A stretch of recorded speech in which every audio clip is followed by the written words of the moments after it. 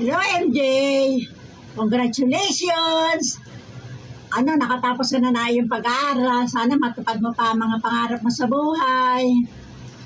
MJ, congratulations! At lahat ng pagsisikap mo, nagkaroon din ng katuparan ng mga pangarap mo sa buhay. Of course, graduate ka na and we pray na lagi kang safe sa anuman ang journey ng buhay mo, and we love you as always. Your Tita Lynn. Love you! Love you! Congratulations, MJ! Summa cum laude! Congratulations, MJ! Galing naman, summa cum laude! Wow. Tuwan-tuwa kami para kay mama mo at sa mga tita mo kung buhay si tatay. Talagang very proud siya sa'yo. Congratulations! Patikimin mo kami ng mga masterpieces mo. Good luck! Hi MJ, congratulations summa cum laude. Thank you sa friendship and congrats din dahil isa kang summa cum laude. Stay masangsang.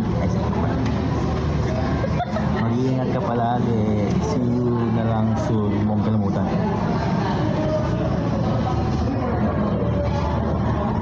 Congrats! Hi, Mav! First of all, congratulations, our Suma. So, I would like to thank you for coming in yesterday in my celebration. And I think it's time for us to celebrate yours as well. And thank you for the friendship that we've developed throughout the years, even though I think we just started talking 2 years ago.